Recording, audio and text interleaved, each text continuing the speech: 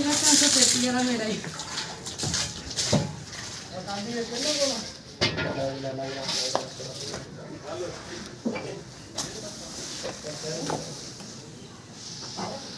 अंदर ना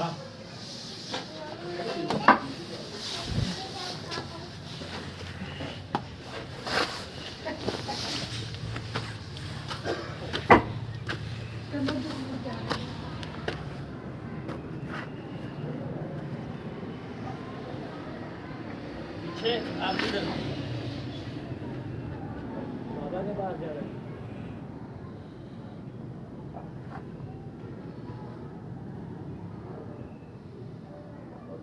जी